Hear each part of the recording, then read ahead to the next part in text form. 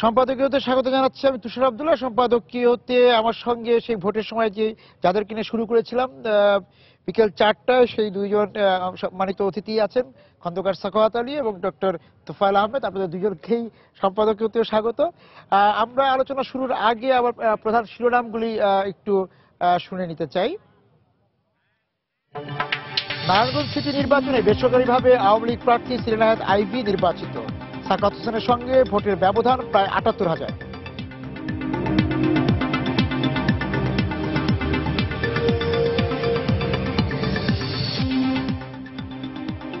দেশের ভাবমূর্তি নষ্ট করতে বিভিন্ন ধর্মের মানুষকে হত্যা করা হয়েছে, বড়দিনের উৎসবে বললেন প্রধানমন্ত্রী। সরকারের উন্নয়নে এগিয়ে আসার আহ্বান।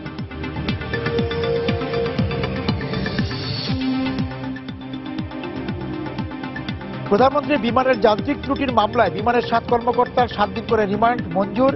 আদালতে আত্মসমর্পণ করলেন আরও ২ কর্মকর্তা। দুর্নীতি মামলায় আদালতে বেগম জিয়া আত্মপক্ষ সমর্থনের পরবর্তী তারিখ ৫ জানুয়ারি। পলাতক ও সাজাপ্রাপ্ত সহ ২৭১ জনের সাফাই সাক্ষীর তালিকা জমা। এবং বিজিএম এর ঘোষণা অনুযায়ী দ্বিতীয় দিনের মতো বন্ধ আশুলিয়ার ৫৫টি পোশাক কারখানা। শিল্পাঞ্চলের নিরাপত্তায় তৎপর আইন শৃঙ্খলা রক্ষা বাহিনী।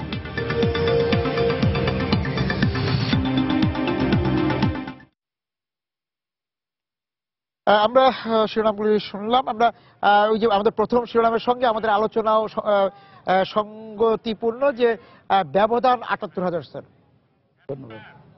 প্রথমত আজকের এই স্মরণাতীতকালের অত্যন্ত ভিন্নধর্মী সম্পাদকীয় অনুষ্ঠান, এই শীতলক্কার নদীর মধ্যে বসে বিআইডব্লিউটি এর এই পন্টুনের জেটির উপরে এই সুযোগটা দেওয়ার জন্য আমি আপনাদেরকে এবং সময় টেলিভিশনকে অসংখ্য ধন্যবাদ।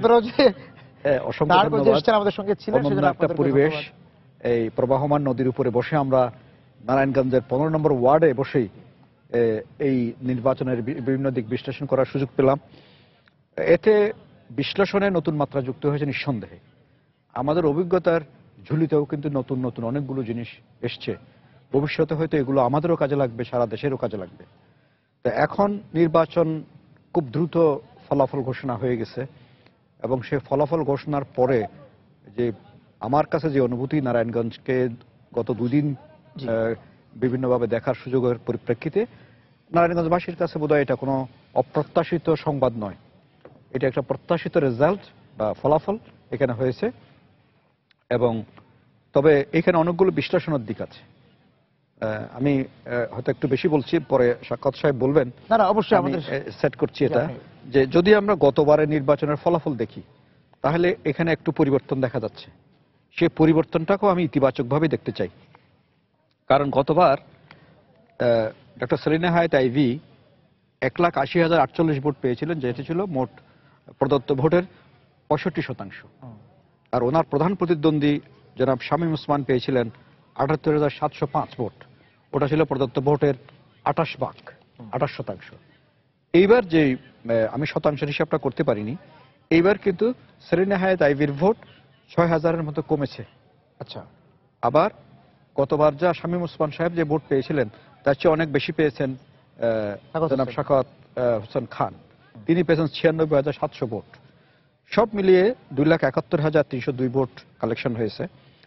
ডিফারেন্সটা ৭৭,৯০২ এর মতো। তো এখানে যেটা হচ্ছে যে সেলিনা হায়াৎ আইভী গতবারও অ্যাক্রস দি পার্টি ভোট পেয়েছিলেন, সাধারণ মানুষের ভোট পেয়েছিলেন। এবারও কিন্তু এই জিনিসটা ঘটেছে তার ক্ষেত্রে। এখানে সব শুধু নৌকার ভোট উনি পেয়েছেন সেটা বলা যাবে না, আওয়ামী লীগের ভোট পেয়েছেন তা বলা যাবে না। কারণ হচ্ছে কি, এটা আমরা কোনো সময় অ্যাসেসমেন্ট করে দেখিনি, অ্যাসেসমেন্ট করা দরকার এটা। আমি মনে করি, আমি জনাব সাখাওয়াত সাহেবের সাথে এই কথাটা আলাপ করছিলাম, কারণ উনি একটা নিষ্ঠাবান গবেষক, সমাজতত্ত্ববিদ, এবং তাছাড়া মাল্টিডিসিপ্লিনারি ওয়েতেও গবেষণা করে থাকেন। সেই জন্য গবেষণকের জন্য অনেক উপাদান এখানে আছে। সেই গবেষণাগুলো জাতিকেও কিন্তু পথ দেখাবে। এখন কথা হচ্ছে, আমাদের একটা জেলা শহর, নারায়ণগঞ্জের মতো একটা জেলা শহর, একটা সিটি কর্পোরেশন এরিয়াতে কত পার্সেন্ট লোক সরাসরি সক্রিয়ভাবে দলীয় কর্মী, দল সমর্থক, এটা কিন্তু দলও জানে না, জাতিও জানে না। ভোটের অঙ্ক হিসাব করার চেষ্টা করলে এটা কিন্তু ভুল হয়ে যায়। ভোট কিন্তু সবসময় দলীয় পরিচয় হয় না, বিশেষ করে স্থানীয় ক্ষেত্রে এটা বেশি সত্য। এখানে প্রার্থীর গুণাগুণ, অবস্থা, সময়, অনেক কিছুর উপরে নির্ভর করে কিন্তু এটা হয়। সেই হিসেবে সাখাওয়াত সাহেবের ৯৬,০০০ ভোট পাওয়াটা, ৯৬,৭০০ ভোট পাওয়াটা কিন্তু সিগনিফিক্যান্ট।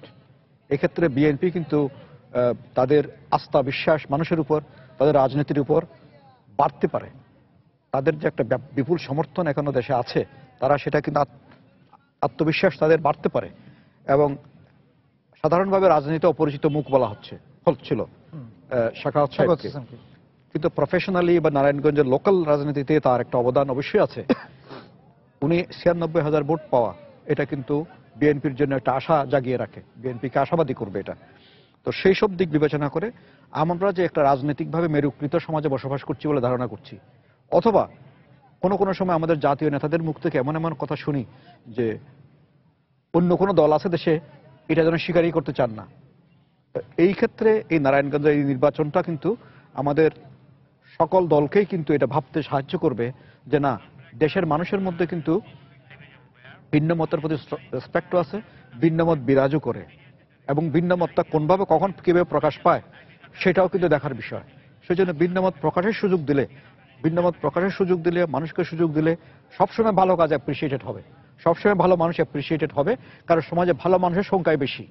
কিন্তু যখন আমরা এটাকে চাপিয়ে রাখি, কোনো কিছু উপর থেকে চাপিয়ে দিই এবং সেটা গিলতে বাধ্য করি, তখন কিন্তু ভালো মন্দের তফাৎ মানুষ করতে পারে না। নারায়ণগঞ্জ কিন্তু সেই সুযোগটা গ্রহণ করেছে, সেই সুযোগটা গ্রহণ করে তারা ঠিক যোগ্য পাত্রে কিন্তু যোগ্য ভোটগুলো দিয়েছে। সাখাওয়াত সাহেবের ৯৬,০০০ ভোট পাওয়াটা কিন্তু এটা যোগ্য পাত্রে অবশ্যই ভোটটা দেওয়া হয়েছে বলে আমি মনে করি।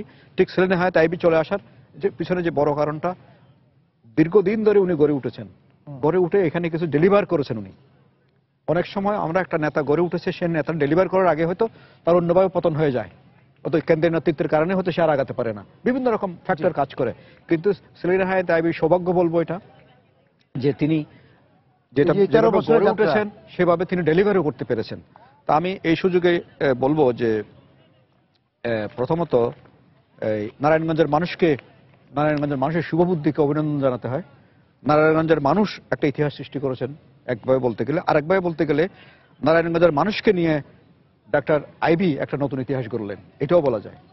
আবার এই ইতিহাসটা গড়ার মাধ্যমে একদিকে যেমন একটা সমন্বয়, সমঝোতার, ভদ্র, সভ্য, শোভন রাজনীতি নারায়ণগঞ্জ দেশবাসীকে উপহার দিল রাজনীতি। আর ডাক্তার সেলিনা হায়াৎ আইভী ১৩ বছরের তার লোকাল গভর্নমেন্টের সম্পৃক্তি, এটা আরো ৫ বছর তাকে এই সুযোগটা দেওয়া হলো। এতে করে স্থানীয় রাজনীতি, স্থানীয় উন্নয়ন, স্থানীয় শাসন এবং স্থানীয় সরকারকে একটা নতুন মাত্রায় কিন্তু উনি উন্নীত করলেন। সেই জন্য আমি একজন লোকাল গভর্নমেন্টের লোক হিসেবে সেলিনা হায়াৎ আইভীকে অভিনন্দিত করছি। এবং তার সাথে সাথে আরেকটু বলতে চাই, সেলিনা হায়াৎ আইভী কিন্তু এই পজিশনটায় থাকার জন্য তাকে অনেক ত্যাগ স্বীকার করতে হয়েছে। তার ২ সন্তানের কাছে আমরা কৃতজ্ঞতা জানাই, যারা তার মায়ের অনেক স্নেহ বঞ্চিত থাকতে হয়েছে। এবং ঠিক সাথে সাথে সেলিনা হায়াৎ আইভীর স্বামীকেও আমি অভিনন্দিত করি যে তিনিও কিন্তু অনেক ত্যাগ স্বীকার করেছেন। আমরা সাখাওয়াত ভাই আপনার কাছে যাব যে বিশেষ করে যে ভোটের অঙ্কের যে বিশ্লেষণ, সেটা নিশ্চয়ই আপনারও আছে, কিন্তু তার আগে আমার ২ সহকর্মী, এর আগেও আমরা দেখেছি যে ভোটের সময় চলাকালীন যে মুজাহিদ শুভ আছেন হচ্ছে সাখাওয়াত হোসেনের মিডিয়া সেন্টারে, এবং মাহমুদ রাকিব আছেন হচ্ছে সেলিনা হায়াৎ আইভীর বাসভবনে। আমরা সেখানকার পরিস্থিতিটা, যেহেতু ফলাফল ঘোষণা হয়ে ফলাফল এটা পাওয়া গিয়েছে, পূর্ণাঙ্গ ফলাফল, তার পরবর্তীতে সেখানে কি অবস্থা, আমরা চলে যাচ্ছি মাহমুদ রাকিবের কাছে।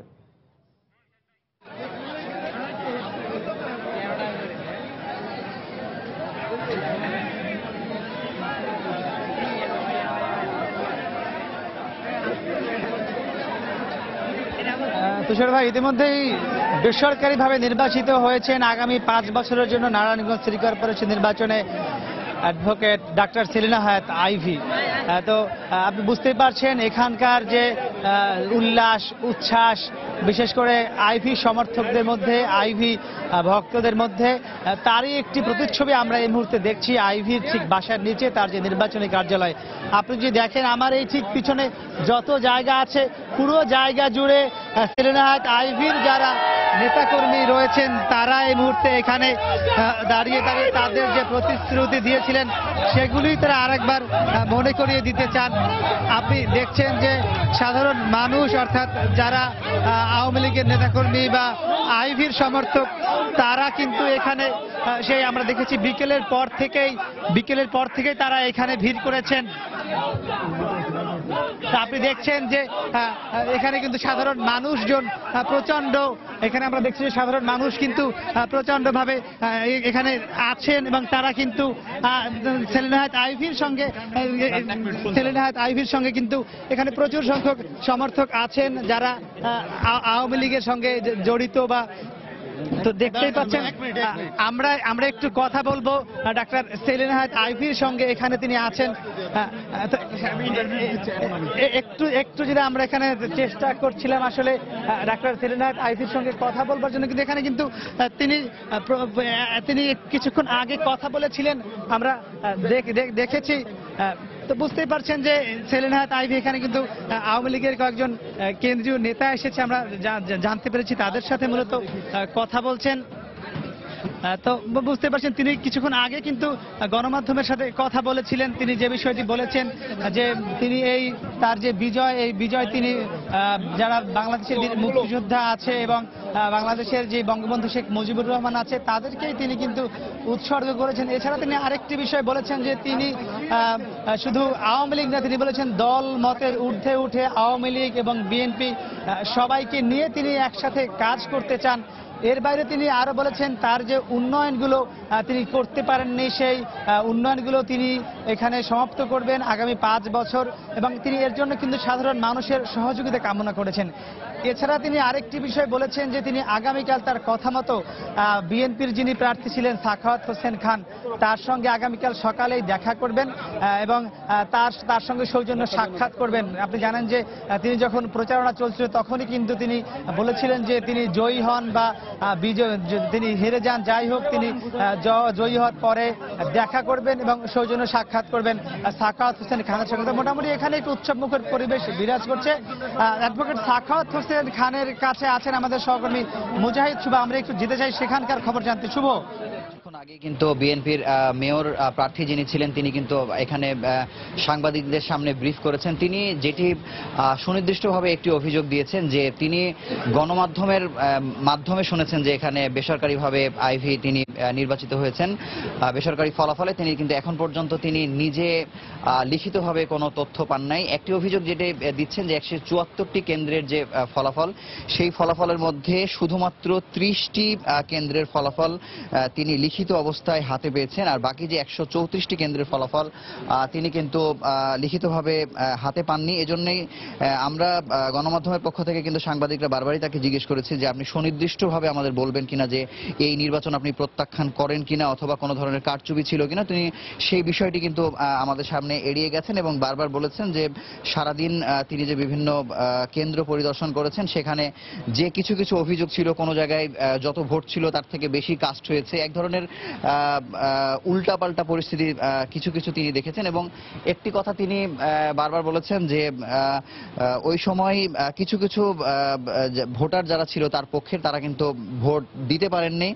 এবং আরো একটি কথা বলেছেন যে নির্বাচন কমিশনের কোনো ধরনের গাফিলতি ছিল কিনা এবং তিনি কোনো লিখিত অভিযোগ তাদেরকে দিয়েছেন কিনা অথবা গণমাধ্যম কর্মীদেরকে তিনি অভিযোগ করেছেন কিনা, এই ধরনের যে সমস্যাগুলোর কথা তিনি বলছেন সেই বিষয়গুলো কিন্তু তিনি আমাদেরকে খুব সুনির্দিষ্টভাবে ক্লিয়ার করেননি।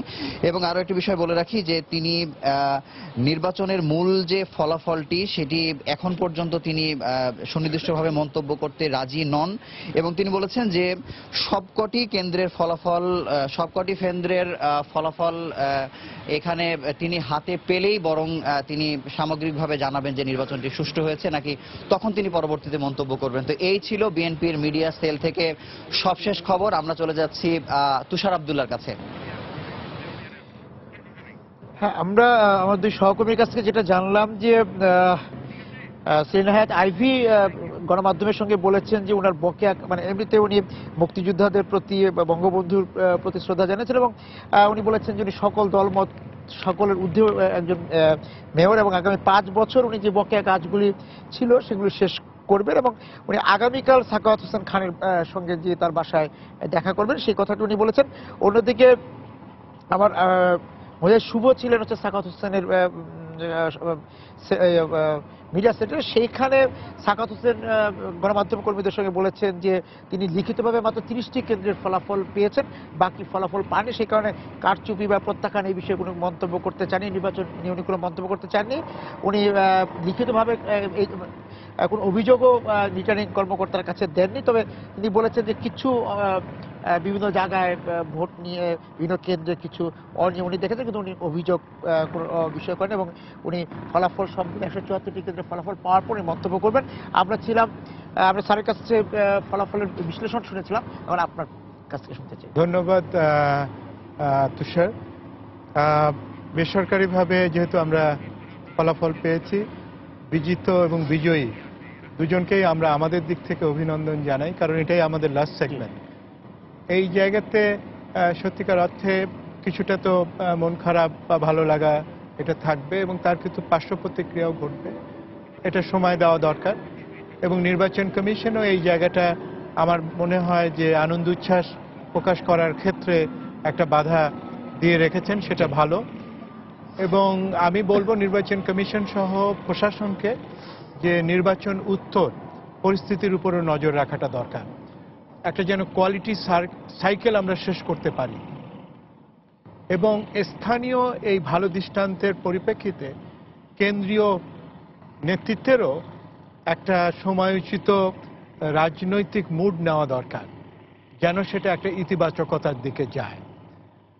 এবং এই ইন বিটুইন লাইনে সত্যিকার অর্থে যেন আমরা সম্ভাবনা যেটা দেখতে পাচ্ছি, যে আশাকে যেন আমরা বাঁচিয়ে রাখি। আমাদের রাজনৈতিক সংস্কৃতির যে বিরোধগুলো, সে বিরোধগুলোর আপাত মীমাংসাটা যেন আমরা অ্যাপ্রিসিয়েট করতে পারি, না হলে এই অর্জনগুলো পথে যেন হারিয়ে না যায়। এটাকে 3টে জায়গায় বাঁচিয়ে রাখতে হবে এই অর্জনগুলোকে। এবং তোফায়েল ভাইয়ের যে বিশ্লেষণ সম্পূর্ণটাকেই আমি অ্যাকনলেজ করে বলছি, এখান থেকে শেখার আছে 3টে স্টেক হোল্ডারের বড় অর্থে, সরকারের নিজের, নির্বাচন কমিশনের, এই নির্বাচন কমিশন না, ভবিষ্যৎ নির্বাচন কমিশনের যারা আসবেন, এবং রাজনৈতিক দলগুলোর। এবং আরেকটি মানে এদের 3জনকে ছাপিয়ে, 3টে স্টেক হোল্ডারকে ছাপিয়ে আমি একেবারে প্রধান স্টেক হোল্ডার হিসেবে যাদের বলবো সেটা হচ্ছে ভোটারদের। ভোটাররা যে শেষ অর্থে ডিসাইড করতে পারে পরিবেশটি পেলে, এটা থেকে কিন্তু তার হলো। সুতরাং এখানে সব পক্ষগুলো জয়ী হলো, অর্থাৎ গণতান্ত্রিক প্রক্রিয়াটা জয়ী হলো। এবং এই গণতান্ত্রিক প্রক্রিয়াটা কতটা জরুরি, কারণ আমরা এই সরকারের অনেক উন্নয়ন কর্মসূচি দেখছি এবং মানে বিগ ড্রাইভ দেখছি, আমরা ম্যাক্রো সিনারিওতে ভিশন দেখছি। গভর্নমেন্ট 2008 থেকে যেই জায়গাটা বাংলাদেশকে একটা ট্রান্সফর্ম করেছে, সেটা হচ্ছে বড় পিকচারে বাংলাদেশকে দেখা। আমরা অনেকগুলো বড় লক্ষ্যমাত্রা স্থির করেছি, এই সেই লক্ষ্যমাত্রা অর্জনের জন্য জুথবদ্ধ হওয়াটা খুব জরুরি। আমাদের প্লুরালিজমটাকে বাঁচিয়ে রাখতে হবে, ভিন্ন মতটাকে বাঁচিয়ে রাখতে হবে, কিন্তু জাতি গঠন প্রক্রিয়ায়, উন্নয়ন প্রক্রিয়ায় এবং আচরণের জায়গাতে একটা ধারা তৈরি করতে হবে, শৃঙ্খলার ধারা। আমি মনে করি এই শৃঙ্খলার ধারাটা নির্বাচন প্রক্রিয়ার মধ্য দিয়ে সমস্ত পক্ষগুলো দেখালো আপাতত, এটা যেন অব্যাহত থাকে। আরেকটি কথা আমি বলতে চাই, যেটি চমৎকারভাবে তোফায়েল ভাই গড়ে তুললেন, যেটা হচ্ছে যে আমাদের আরেকটি অংশ খুব ইম্পর্টেন্ট, যারা আমরা বিশ্লেষণ করি, মানে যারা আমরা অগ্রিম কিছু প্রিডিকশন করি, তাদেরও দায়িত্বশীলতার জায়গাগুলো দেখা দরকার। মাঠ পর্যায়ের বাস্তবতা নিয়ে কথাগুলো বলা দরকার, প্রিকনসেপ্ট নোশন থেকে যেন আমরা মন্তব্য না করি। এবং আমি যদি ব্যক্তিগতভাবে দায়িত্ব নিয়ে বলছি, এবং তোফায়েল ভাইয়ের দীর্ঘ মাঠ পর্যায়ের অভিজ্ঞতার জায়গা থেকে উনি রিফ্লেক্টিভ, সুতরাং ওনার যে অভিজ্ঞতার জায়গাটা সেটা আমি খুব সম্মান দিয়ে বলছি।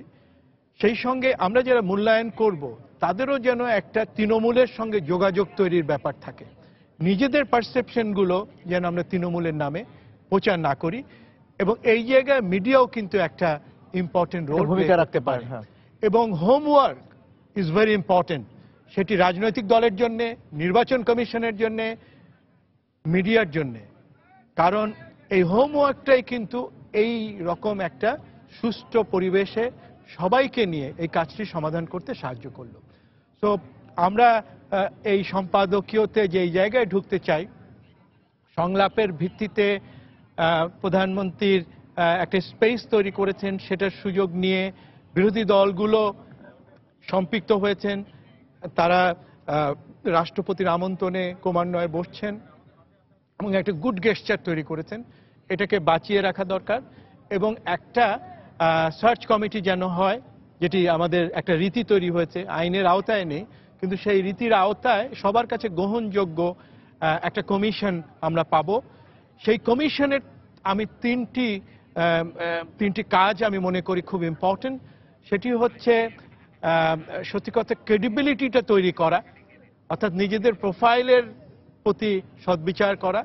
সেকেন্ড হচ্ছে যে আচরণের জায়গা থেকে নির্ভরযোগ্য এবং আস্থা তৈরি করা এবং আইনের আওতায় যতটুকু ক্ষমতা তাকে দেওয়া হয়েছে তার সর্বোচ্চ ব্যবহারটা নিশ্চিত করা, যেন সেখানে ইলেকটোরালরা তাদের উপর আস্থা রাখতে পারে, রাজনৈতিক দলগুলো তাদের উপর আস্থা রাখতে পারে এবং প্রশাসনের উপর নিয়ন্ত্রণ প্রতিষ্ঠার ব্যক্তিত্ব যেন তারা দেখাতে পারেন। চেয়ার কিন্তু খুব ইম্পর্টেন্ট। সেই চেয়ারটাকে অ্যাক্ট করার জন্য রক্ত মাংসের ব্যক্তিত্ব সম্পন্ন গভর্নেন্সটা খুব ইম্পর্টেন্ট। আমরা যেন ক্রমশই যখন গণতান্ত্রিক প্রক্রিয়া শক্তিশালী হচ্ছে, অর্থনৈতিক শক্তিশালী হচ্ছে, এই ধরনের চরিত্রগুলো যেন আমরা সমাজে তৈরি করতে পারি। আমি আবারও অভিনন্দন জানাচ্ছি আইভিকে, ডক্টর আইভিকে এবং অ্যাডভোকেট সাখাওয়াতকে, যিনি আমার নামেই নাম। তারা কিন্তু উভয়ই জয়ী হলেন। জয়ী হলেন এই জন্যে, একজন ছিলেন তিনি আরেকটা সুযোগ পেলেন এবং ধারাবাহিকভাবে থাকার কারণে ক্ষমতার প্রতিচ্ছায়া যেন তার বডি ল্যাঙ্গুয়েজে না আসে। জনগণ কিন্তু তীক্ষ্ণভাবে তাকে দেখবে, তিনটে জায়গায় দেখবে। একটা হচ্ছে যে প্রতিশ্রুতি উনি দিয়েছেন তার সফল বাস্তবায়নের সুযোগ যেন উনি ধারাবাহিকভাবে রাখেন, সবাইকে নিয়ে যেন উনি চলেন এবং তার আদর্শিক ছায়াটাও যেন তার প্রতিফলন হয়। যিনি অলরেডি বলেছেন যে মুক্তিযুদ্ধের ধারার উনি লোক এবং কিন্তু ওই চেয়ারে বসে উনি সবার মেয়র হিসেবে দেখবেন। দ্বিতীয় যেটি, সেটি খুব ইম্পর্টেন্ট, সেটি হচ্ছে সাখাওয়াত সাহেব উনি কিন্তু একটা নতুন মুখ হিসাবে, পরিচ্ছন্ন মুখ হিসাবে বিএনপির রাজনীতিতে জায়গা করে নিলেন। কেন্দ্রীয় নেতৃত্ব এবং তার নিজের ভেতরে সেই ধারাবাহিকতা থাকা দরকার। নির্বাচনের শেষে তিনি তার এজেন্ডাগুলো ইস্যু নিয়ে, যেটা তোফায়েল ভাই রাইটলি বলেছেন, আজকে আইডিওলজির চেয়ে তার কর্মসূচির মধ্য দিয়ে তার কর্ম উদ্যোগটা জনগণ রিড করতে চায়। তিনি তার কর্মধারাকে রাখবেন এবং তার বিরোধী দলের রাজনীতিতে সেই ধারাবাহিকতা রেখে একটা নির্বাচনী পরিবেশ যেটি ছিল সেটা একটা কন্টিনিউটি রাখবেন। এবং কেন্দ্রের এখানে একটা বড় ধরনের লার্নিং ইজ ভেরি ইম্পর্টেন্ট। সেটি হচ্ছে শুধু দলীয় মার্কা একটা বিজয়ের সম্ভাবনা তৈরি করে, মাধ্যম হতে পারে, ভালো মাধ্যম, কিন্তু সে সঙ্গে এটা অ্যাড করে যদি সেই কর্মীর, সেই নেতৃত্বের স্থানীয় জনগণের সঙ্গে লিডারশিপের জায়গা থেকে, সেটা ভিশনের জায়গা থেকে, আচরণের জায়গা থেকে, সাংগঠনিক ক্ষমতার জায়গা থেকে থামাতে হচ্ছে যদি যোগাযোগ থাকে। সেনায়েত আইভি সময় টেলিভিশনের সঙ্গে তার বিজয়ের পরে তার প্রতিক্রিয়া জানাচ্ছেন, আমরা একটু সেখানে যাচ্ছি।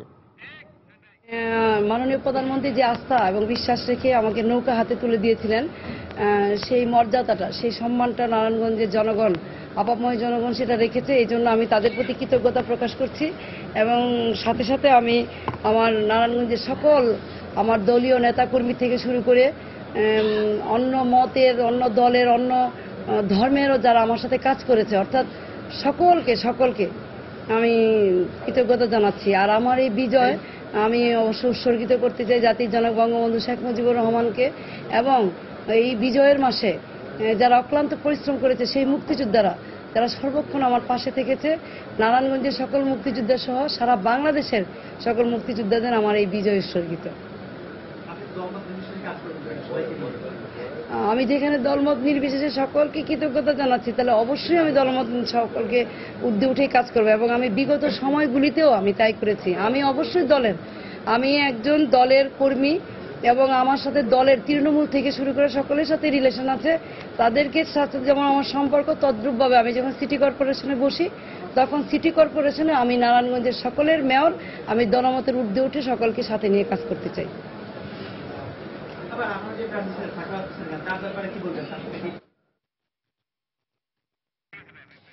হ্যাঁ, সেলিনা হায়াৎ আইভী যেটা বললেন, যে যোগ করলেন, সেটা হচ্ছে যে উনি দলের কর্মী ঠিকই, কিন্তু যখন সিটি কর্পোরেশনের মেয়র হিসেবে বসেন তিনি তখন সকলকে নিয়ে কাজ করেন। তিনি অতীতেও করেছেন, সেই বিষয়টি বলেছেন। এবং বিজয়ের মাসে যে মুক্তিযোদ্ধারা তার এই বিজয়ের বিষয়ে কাজ করেছেন, তাদেরকেও ধন্যবাদ জানিয়েছেন। আমি একটু স্যার আপনার কাছে আসবো। আমি স্যারের কাছে যেতে চাই যে আমাদের ইশতেহার বা এজেন্ডা নিয়ে একটু কথা বলা দরকার, যে আমরা এই ভোটের সময়ে বা বিভিন্ন সময়ে যে কথাবার্তা বলেছি নাগরিকদের সঙ্গে, শীতলক্ষা নদীর দূষণের একটা বিষয় আছে, শীতলক্ষা বাঁচাও। কারণ আমি সাকাত ভাই যেরকম বলছিলেন, শীতলক্ষাকে কেন্দ্র করেই এখানে যে অর্থনৈতিক উন্নয়নটা হচ্ছে, সেইটা একটা জায়গা শীতলক্ষা বাঁচানো। আপনি জানেন যে স্যার, যে ছোট শহর, সেখানে একটি মাত্র সড়ক, সেই সড়কের উপরে এবং বিচ্ছিন্নতা আছে, এই যে বন্দরের সঙ্গে মূল কেন্দ্রের সেই জায়গাগুলি আছে। এই উন্নয়নের জায়গাগুলো নিয়ে যদি আপনি একটু আমি ধন্যবাদ। আমি এই কথাটাতে আসতে চাচ্ছিলাম, প্রত্যাশার ক্ষেত্রগুলোতে। কারণ এখন তো ইলেকশন হয়ে গেছে, হয়তো এই মুহূর্তে ডক্টর আইভী আমাদের কথা শুনছেন না, কিন্তু আশা করি এটা পরবর্তী সময়ে উনি শুনবেন। প্রথমত হচ্ছে, এখন উনি নারায়ণগঞ্জবাসীর মধ্যে অনেক প্রত্যাশার জন্ম দিয়েছেন। নারায়ণগঞ্জবাসী তাদের প্রত্যাশার কেন্দ্রবিন্দুতে তাকে রেখেছে, এবং সেই প্রত্যাশাগুলোর দিকে ওনাকে খুব সতর্কভাবে আগাতে হবে। একটা অলরেডি উনি বলে ফেলেছেন, সেটা হচ্ছে উনি দল থেকে নির্বাচিত হলেও সকলকে নিয়ে কাজ করার মন মানসিকতা তার আগেও ছিল, তখন কিন্তু উনি দল থেকে নির্বাচিত হননি। এবার কিন্তু দল থেকে নির্বাচিত হয়েছেন, এইবার তার কাছে এটা একটা পরীক্ষা হবে। ওনার পক্ষে 96,000 ভোট যে শাকাওয়াত সাহেব পেয়েছেন, এটাকে অস্বীকার করার উপায় নেই। আর এইবারের ভোটে কিন্তু টার্ন আউট কম হয়েছে, এটা বিলো 60। তার মানে আরো 40%-এর বেশি মানুষ কিন্তু ভোট কেন্দ্রে আসেননি, তিনি তাদেরও প্রতিনিধি। আবার 96,000 ভোট যে পেয়েছেন, উনি তাদেরও প্রতিনিধিত্ব করবেন, সেটা ওনার মাথায় আছে, উনি এটা বলেছেন। খুব খুশি হলাম এটা শুনে। এখন প্রত্যাশার জায়গার মধ্যে মনে করেন, এমনিতে কিছু পপুলার আইডিয়া থাকে, পপুলার নোশন থাকে, মানুষ যেগুলোতে ভোট দেয়, কতগুলো ইস্যু থাকে, এগুলো ভোটাররাও কিন্তু ওইভাবে দেখেননি। কিন্তু একজন নেত্রী হিসেবে, এই শহরের একজন অভিভাবক হিসেবে, নারায়ণগঞ্জ না, শুধু নারায়ণগঞ্জের হিন্টারল্যান্ড যেটা আছে সেটা সহ ওনাকে এখন চিন্তা করতে হবে।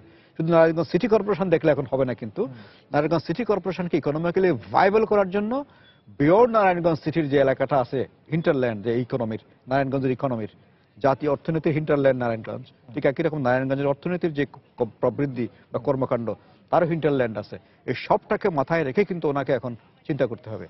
প্রথমত একটা অ্যাডভান্টেজ বলেন, এটা আশীর্বাদ হচ্ছে, এই নারায়ণগঞ্জ শহরটা শীতলক্ষার মতো একটা নদীর পারে। শহরের সাথে নদী থাকাটা একটা আশীর্বাদ। শহরের সাথে নদী থাকাটা, আমাদের একজন নামকরা আর্কিটেক্ট মোবাশ্বের সাহেব বলেন, এটা একটা বেহেশতের সাথে তুলনা করেন, যে বেহেশতের নিচে নহর বয়ে যাবে। ঠিক এই যে শহর, এই শহরের সাথে যে এই একটা অমূল্য সম্পদ যে নদীটা, নদী যে আছে, এটার যে অর্থমূল্য কত আমরা এটা বিচার করতে পারবো না। এই নদীটাকে রক্ষা করতে হবে যে কোনো ভাবেই। এটা নদী রক্ষার মানে হচ্ছে নদীর পানিকে দূষণ থেকে রক্ষা করা, নদীর জলজ প্রাণীগুলোকে রক্ষা করা, নদীর দুই তীর যে বেদখল হয়ে যাচ্ছে, এখানে যে এনক্রোচমেন্ট হচ্ছে, নদী যে শুরু হয়ে যাচ্ছে, ছোট হয়ে যাচ্ছে, নদীর যে গভীরতা কমে যাচ্ছে, সবগুলো থেকে নদীটাকে বাঁচানোর জন্য একটা মাস্টার প্ল্যান উনি নিজে পারবেন না, এটা সরকারের সাথে করতে হবে এটা। এবং কিন্তু ওনাকে অ্যাডভোকেসি করতে হবে এটা খুব জোরালোভাবে। কারণ সিটির যারা মেয়র হন, তারা শুধুমাত্র সিটির ম্যানেজার না, তারা কিন্তু সিটির অভিভাবক। সেই হিসেবে জাতীয় সরকারের সাথে লেনদেন করা, জাতীয় সরকারকে কনভিন্স করা, লোকালি মানুষকে অর্গানাইজ করে আন্দোলন গড়ে তোলা, এটা কিন্তু একটা সিটি মেয়রের কিন্তু দায়িত্বের মধ্যে পড়ে। কিন্তু সেই জন্য এই শীতলক্ষা এবং নারায়ণগঞ্জের অবিচ্ছেদ্য, এই শীতলক্ষাকে শুধু বাঁচানো না, শীতলক্ষাকে কেন্দ্র করে অর্থনৈতিক কর্মকাণ্ড, সামাজিক কর্মকাণ্ড, পরিবেশ, এগুলো সবগুলো ওনাকে দেখতে হবে। তারপর আরেকটা ভিশন ডেভেলপ করাতে হবে নারায়ণবাসীকে নিয়ে, নারায়ণগঞ্জের ব্যবসায়ী, শিল্পপতি, এদেরকে নিয়ে নারায়ণগঞ্জের শিল্পায়নটাকে কোনমুখী করা হবে। নারায়ণগঞ্জ শিল্পায়ন হবে, আবার শিল্প নদী দূষণ করবে না, এটাও করতে হবে। নারায়ণগঞ্জ শহরের পানি সরবরাহ এবং পয় নিষ্কাশন প্রণালী, এটার কিন্তু একটা বড় ধরনের উন্নতি করা লাগবে। কারণ নারায়ণগঞ্জ শহরের সমস্ত বর্জ্য কিন্তু এখন নদীতে পড়ছে, এটা থেকে নদীকে রক্ষা করতে হবে, নারায়ণগঞ্জ শহরকে রক্ষা করতে হবে। এবং এই যে শহর পরিকল্পনা মাস্টার প্ল্যান, হ্যাঁ, নারায়ণগঞ্জ শহরে এখন মানুষ কাজকর্ম করেন, কিন্তু তাদের বসবাস এবং লেখাপড়ার জন্য তারা ঢাকা শহরে চলে যান। এখানে একটা বড় আপনার কাছে কাজ। আমি ফিরবো একটু। রিটার্নিং কর্মকর্তার কার্যালয়ে আছেন আমার সহকর্মী রাশেদ লিমন, ওখানকার সর্বশেষ কি তথ্য রিটার্নিং কর্মকর্তা জানাচ্ছেন সেটা একটু শুনে আসি।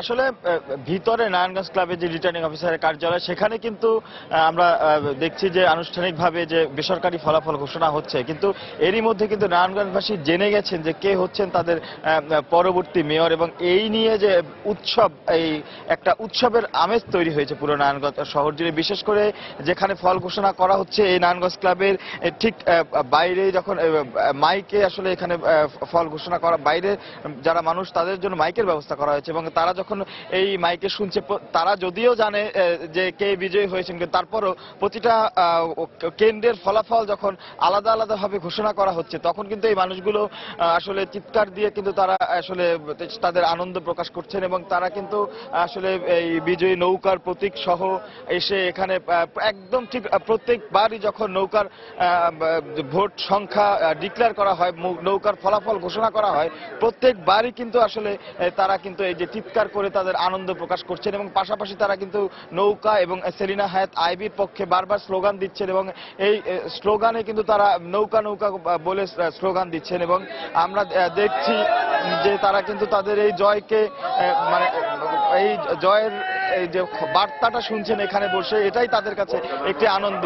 এবং পাশাপাশি এই যে সাধারণ মানুষ যারা আছেন তারাও কিন্তু এই দলীয় নেতাকর্মী যারা এখানে এসে দাঁড়িয়েছেন তাদের সঙ্গে একই কাতারে সামিল হয়েছেন, এবং মূলত আসলে আমরা দেখেছি যে তফসিল ঘোষণার পর থেকে, বিশেষ করে যখন প্রচার প্রচারণা শুরু হয় তখন থেকেই কিন্তু আইনশৃঙ্খলা পরিস্থিতি এবং পরিস্থিতির ভালো থাকার কারণে কিন্তু একটা উৎসব মুখর পরিবেশ ছিল পুরো নারায়ণগঞ্জ জুড়ে। এবং আর সবচেয়ে বড় কথা, আজকে ভোটের দিনও কিন্তু আমরা দেখেছি সারাদিন উৎসব মুখর পরিবেশেই কিন্তু ভোট হয়েছে, এবং কোনো প্রার্থী কিন্তু আমরা কারো কাছ থেকে বড় তেমন কোনো অভিযোগ বা এমন কিছু শুনি নাই যে কারণে আসলে এই নির্বাচনকে প্রশ্নবিদ্ধ করা যায়, যেটি আসলে নির্বাচন কমিশন বলেছিল যে এই নির্বাচনকে তারা একটি দৃষ্টান্ত হিসেবে স্থাপন করতে চায়, তেমনই আসলে একটি সুষ্ঠু এবং খুবই সুন্দর নির্বাচন হওয়ার কারণে আসলে এই নারায়ণগঞ্জবাসীর যে উৎসবের মাত্রা সেটি আরো ভিন্ন মাত্রা পেয়েছে। তো এই ছিল এখনকার মতো আমার কাছ থেকে এবারের মতো সব শেষ।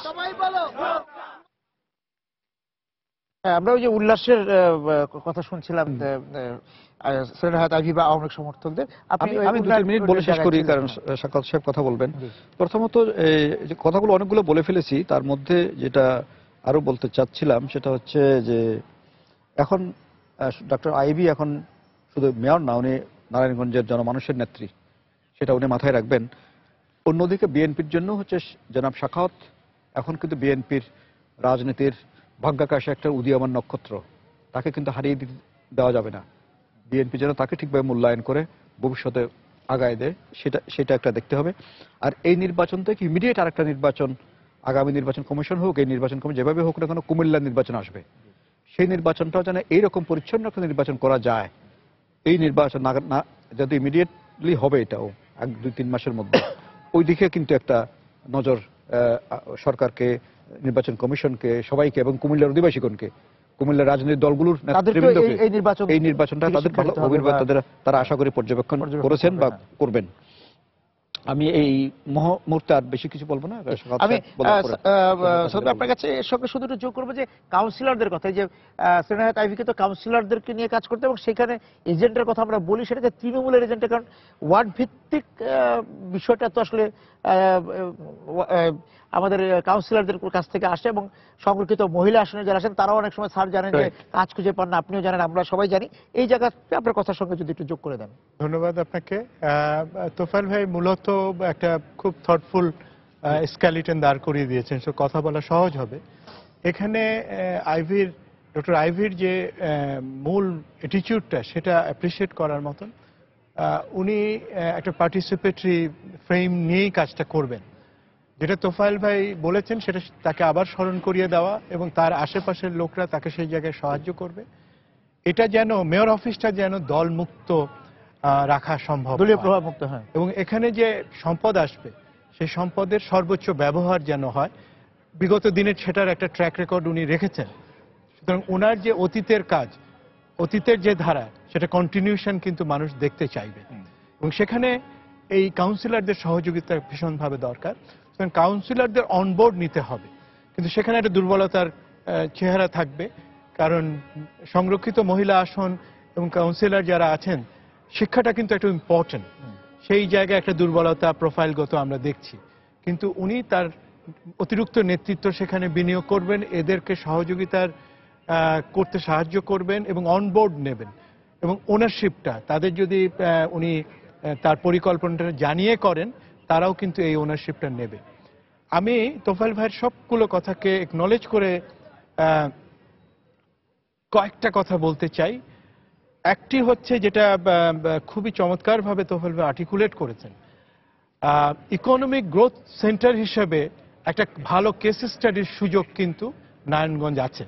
আমরা যারা লোকাল গভর্নেন্স নিয়ে কাজ করি, সেখানে কিন্তু ক্রমান্বয়ে অর্থনৈতিক জায়গা থেকে যদি তৃণমূলে সম্পদ ট্রান্সফর্ম করা না যায়, তাহলে কিন্তু ডিসেন্ট্রালাইজেশন কাজ করা যাবে না। তো ঢাকার পাশে গ্রোথ সেন্টার হিসেবে নারায়ণগঞ্জ খুব শক্তিশালী, এরকম অনেকগুলো গ্রোথ সেন্টার বাংলাদেশে আছে। তো ঢাকার উপর চাপ যদি কমাতে হয়, চট্টগ্রামের উপর চাপ যদি কমাতে হয়, এই ধরনের শহরগুলোকে আপনার গড়ে তুলতে হবে। কারণ আপনি দেখবেন ঢাকার কাছাকাছি হওয়ার কারণে ইন্ডাস্ট্রি এখানে তৈরি হচ্ছে, ব্যবসা এখানে তৈরি হচ্ছে, কিন্তু এর মালিকরা অধিকাংশই চট্টগ্রাম ঢাকায় থাকেন। তো এই যে সুতরাং এখানে ভালো শিক্ষা প্রতিষ্ঠান করতে হবে, স্বাস্থ্য ব্যবস্থা করতে হবে। জায়গাটা একটু বলি যে এখানে কিন্তু জেলা পরিষদ নির্বাচন আছে, একজন জেলা পরিষদ চেয়ারম্যান হবেন, তারপর হচ্ছে একজন সংসদ সদস্য থাকবেন, তাদের সঙ্গে কিন্তু এই কাজের জায়গাগুলি এক্স্যাক্টলি, এবং সেইটাও খুব ইম্পর্টেন্ট। নির্বাচন কমিশন যাওয়ার আগে যেন একটা কোয়ালিটি জেলা পরিষদ, এটা প্রথম বাংলাদেশে হচ্ছে, সেটা এই নির্বাচন থেকে একটু ভিন্ন সিলেকশনের জায়গাতে, সেখানেও যেন একটা পরিচ্ছন্নতার ছায়া থাকে, সেটা যেন একেবারে আবার লেজে গোবরে হয়ে যায় না, যেন সেটা কিন্তু একটু সচেতন থাকা দরকার। ভিশনের জায়গায় আমি মনে করি খুব ইম্পর্টেন্ট একটা রোল উনাকে প্লে করতে হবে। সেটা হচ্ছে যে তিনটে নদীর কথা যদি আমরা বলি, কর্ণফুলীর পাশে হচ্ছে চট্টগ্রাম, বুড়িগঙ্গার পাশে হচ্ছে ঢাকা, শীতলক্ষার পাশে আমরা বসে আছি যেটা নারায়ণগঞ্জ। তিনটে নদীকেই আমরা নষ্ট করেছি, এবং এখানে কতগুলো ইনফ্রাস্ট্রাকচারের পক্ষে আমরা সবসময় চ্যাম্পিয়ন বা প্রচার করি উন্নয়নের, কিন্তু এই অবকাঠামোগত উন্নয়ন কতগুলো পরিবেশেরও চ্যালেঞ্জ আসে। তো পরিবেশ বান্ধব একটা দৃষ্টিভঙ্গি নিতে হবে, যেটা প্রাইম মিনিস্টার নিজে সেই জায়গাটা আছেন। চট্টগ্রামে যেমন একটা নদীর উপর দিয়ে সেতু হয়েছে, কিন্তু সেটার পলি পড়ে নষ্ট হচ্ছে, কারণ খুব খরস্রোতা নদী, তারপরেও সেখানে পলি পড়ছে, সেখানে টানেলের কথা হয়েছে। এখানেও এই জায়গাগুলো নিতে হবে, একটু বেশি খরচ পড়লেও যেন পরিবেশের জায়গা থেকে আমরা যে জিনিসটা করতে পারি। দ্বিতীয় হচ্ছে জমির ব্যাপারে, এখানে সবচেয়ে চ্যালেঞ্জের জায়গা হচ্ছে এখানে জমি খুব কম। সো স্পেস ম্যানেজমেন্টটা খুব জরুরি, এবং পরিকল্পনার জায়গা থেকে এই জায়গায় ভূমি ব্যবহারের উপর জোর দিতে হবে। আরেকটি কথা বলা দরকার, সেটা হচ্ছে ভূমি দস্যুতা হচ্ছে আমাদের উন্নয়নের একটা প্রধানতম শত্রু। এই নদীর 16% কিন্তু শিল্পায়ন হয়েছে এই ভূমি দস্যুতার অংশ হিসেবে, খারাপ দৃষ্টান্ত। সুতরাং এখানে ইন্ডাস্ট্রিয়ালাইজেশন হবে, সেই জায়গাতে কিন্তু নজরটা রাখা, এবং বজ্র ব্যবস্থাপনা এবং সুয়ারেজ, এগুলো কিন্তু উন্নয়ন অবকাঠামোর জায়গা থেকে ভিশনের মধ্যে আনতে হবে। পরিবর্তনের মনস্তাত্ত্বিক পরিবর্তনের চেহারাটা কিন্তু দেখতে হবে আধুনিক প্রশাসক হিসেবে, স্টেটসম্যান হিসেবে। সিটি গভর্নেন্স কনসেপ্টে এখনো আমরা আলাপের মধ্যে আনতে পেরেছি, কিন্তু বাস্তবায়নের মধ্যে আনতে পারিনি। সো সিটি গভর্নেন্সের জায়গা থেকে কিন্তু এইটাকে দেখার চোখ নিয়ে দেখতে হবে। এবং পপুলিজম আমাদের অনেক সময় অনেক ভালো জিনিস করবার ক্ষেত্রে বাধা তৈরি করে। প্রধানমন্ত্রীকে যদি এইবারের প্রধানমন্ত্রীকে দেখেন এবং 96-এর প্রধানমন্ত্রীকে দেখেন, লিডারশিপের কিন্তু একটা গুণগত পরিবর্তন হয়েছে। উনি আস্থার জায়গাকে কেন্দ্র করে অনেকগুলো জিনিস কিন্তু ভিশনের জায়গায় ট্রান্সফর্ম করে চাপ দিয়ে করে নিতে পারছেন। সো একটা লিডারশিপের যখন আস্থার ঝুলিটা বড় হয়, তখন কিন্তু সহায়তার ক্ষেত্রগুলো বাড়ে, এবং সেখানে সে কনফিডেন্সটা শুধু ধরে রাখলে হবে না, আস্থার ঝুড়িটাকে আরো বড় করে এই লিডারশিপটা দিয়ে সমস্ত স্টেক হোল্ডার, যেটা ডক্টর তোফায়েল বলবার চেষ্টা করেছেন, সমস্ত স্টেক হোল্ডার, শুধু নারায়ণগঞ্জে যারা আছে তারা না, এটা মানে রাষ্ট্রের যে মূল ধারা এবং রাজনৈতিক দলগুলোর সঙ্গে সেখানে যেতে হবে। সো মাইক্রো ম্যাক্রো প্ল্যানের মধ্যে একটা জিনিস করতে হবে, সমন্বয় করতে হবে, যেটি যেন ইন্টারফেস হিসেবে। আমাদের শেষ করতে হচ্ছে সম্পাদকীয়। আপনাদের দুজনকে ধন্যবাদ যে আজকে এই বিকেল 4টা থেকে ভোটের সময় বা সম্পাদকীয় এই শীতলক্ষার পাড়ে বসে আমরা একসঙ্গে কথা বলেছি এবং ঢাকা থেকে আপনারা আমাদের সঙ্গে তুষার, এসেছেন। একটা জিনিস যদি একটু সুযোগ দেন, সময় টেলিভিশনের সমস্ত কলাকুশলীদের, তোফায়েল ভাই ও নিশ্চয়ই বলবেন, আমার পক্ষ থেকে আমি মনে করি একটা ব্যতিক্রম ধর্মী ইনোভেটিভ একটা প্রোগ্রাম করলেন। আমরাও আনন্দিত হয়েছি আপনাদের এই প্রক্রিয়া। আপনাদেরকেও ধন্যবাদ যে আপনারা আমাদের সঙ্গে ছিলেন এবং বিশেষ করে আমরা দর্শকদেরকেও ধন্যবাদ দিতে চাই, তারাও এই 1 মাস আমাদের সঙ্গে এই নারায়ণগঞ্জ নির্বাচনের যে আমরা কভারেজ দিয়েছি তার সঙ্গে ছিলেন এবং নাগরিক শক্তির একটা শক্তি এবং প্রভাব আমরা আমরা তিনজনই দেখলাম। মনে হয় বলতে পারি বা সময় টেলিভিশন বা আমরা তিনজনে বলতে পারি যে নারায়ণগঞ্জ সিটি কর্পোরেশন নাগরিকদের আমরা অভিনন্দন জানাতে পারি যে তারা একটি পরিচ্ছন্ন নির্বাচন উপহার দিয়েছেন। এই অভিনন্দন জানিয়ে নারায়ণগঞ্জবাসীকে সেই অভিনন্দন জানিয়ে আমরা শেষ করছি আজকে সম্পাদকীয়।